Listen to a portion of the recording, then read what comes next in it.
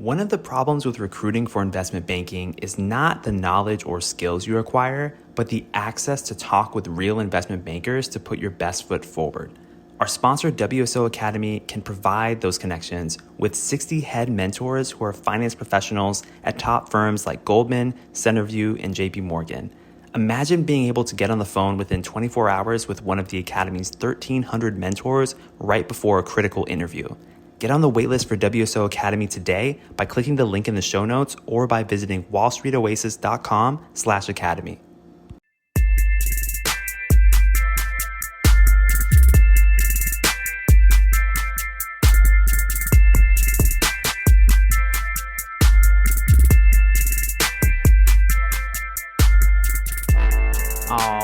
All right. Welcome to Investment Banking Insights. This is the show dedicated to helping you learn both the technical and non-technical aspects of the investment banking process. My name is Alex Mason, and I am your host, and I am so grateful that you're here listening to me, joining me on this journey as we learn about all these different aspects of valuation, mergers and acquisitions, DCFs, all these wonderful topics that we've been talking about and are going to get to in subsequent episodes.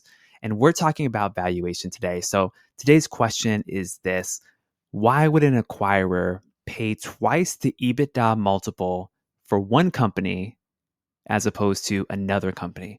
Why would an acquirer pay twice the EBITDA multiple for one company than another? So remember our basic definitions, right? What is EBITDA? EBITDA is earnings before interest, taxes, depreciation, and amortization.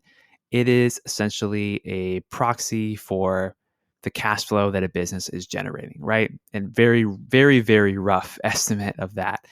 And the multiple, what are we talking about there? So we're talking about the amount of those earnings multiplied, and that equals the valuation of the company, essentially. So you'll hear things like 5 times EBITDA, 10 times EBITDA.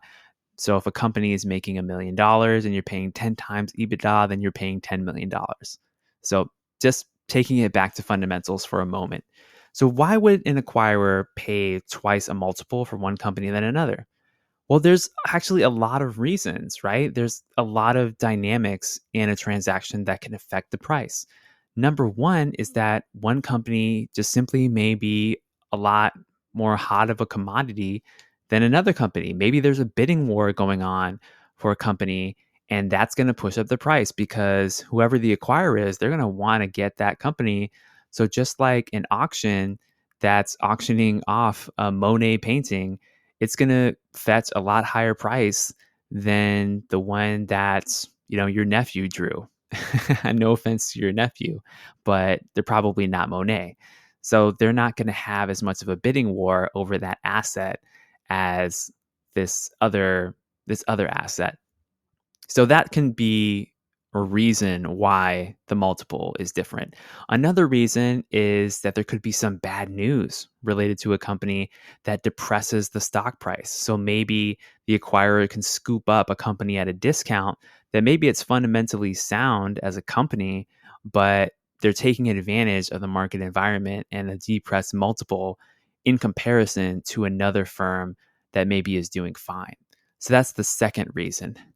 And then the third reason why an acquirer might pay twice the EBITDA multiple for one company as opposed to another is that the financial profiles of each company may be the same. Maybe they have the same revenue growth, profit margins, free cash flow generation, all of those things.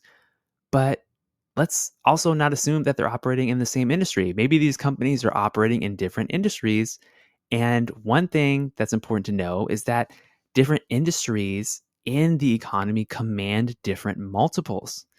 For example, businesses in the materials sector or in the oil and gas sector, they typically command lower multiples than, say, a technology company because the economics of those businesses are very different.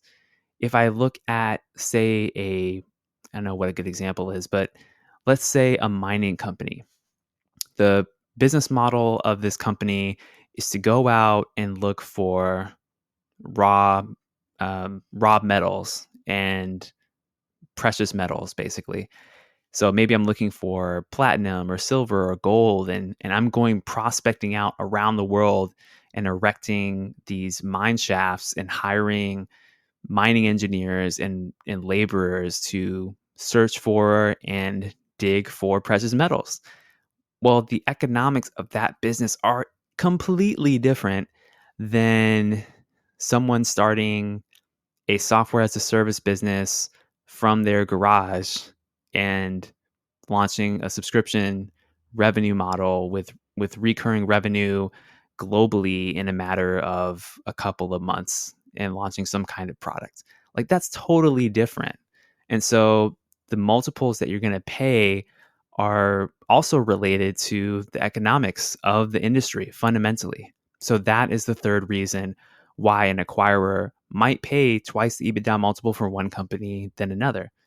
So to summarize those different reasons, number one, there might be a bidding war for the company. It might be in high demand. Number two, there might be the opposite of a bidding war for the company. There might be bad news, and that could depress the stock price, and the acquirer could scoop the target company up at a low valuation. And then number three, the industries may be different. There may be economic differences between two different companies that on the surface look like they're very similar from a financial perspective, but industry wide, they're just completely different. So those are the three reasons why an acquirer might pay twice the EBITDA multiple for one company than another.